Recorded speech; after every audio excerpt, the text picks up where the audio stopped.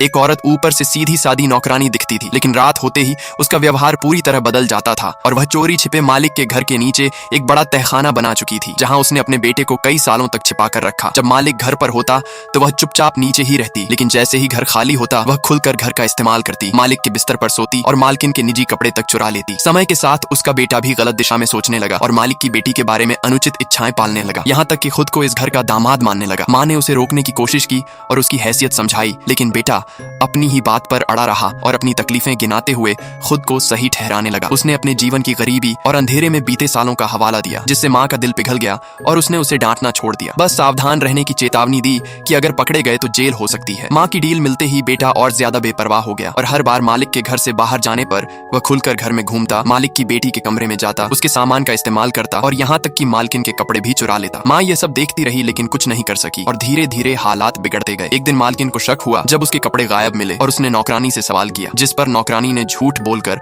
बात संभाल ली। कुछ समय बाद परिवार यूरोप यात्रा पर जाने की तैयारी करने लगा और घर की जिम्मेदारी नौकरानी को सौंप कर चला गया। जैसे ही घर खाली हुआ, बेटे ने मौके का फायदा उठाया और अपने दोस्तों को बुलाकर खुद को इस घर का मालिक और अमीर परिवार का दामाद बताने लगा। उसके दोस्त भी आ गए और सबने मिलकर घर में पार्टी शुरू कर दी। महंगे कपड़े पहने, शराब पी और ऐश करने लगे। धीरे धीरे स्थिति बिगड़ती गई और बेटा पूरी तरह हद पार करने लगा, खुद को असली मालिक समझने लगा और अपने दोस्तों के साथ मिलकर घर का दुरुपयोग करने लगा। इसी बीच परिवार के लोगों को कुछ गड़बड़ी का शक हुआ और वे वापस लौटने लगे। घर के अंदर माहौल बेकाबू हो चुका था। बेटा और उसके दोस्त नौकरानी के साथ भी बदतमीजी करने लगे और हालात इतने खराब हो गए कि झगड़ा मारपीट तक पहुंच गया। कुछ लोग उसे रोकने की कोशिश करते रहे, लेकिन वह किसी की सुनने को तैयार नहीं था और स्थिति पूरी तरह नियंत्रण से बाहर हो गई।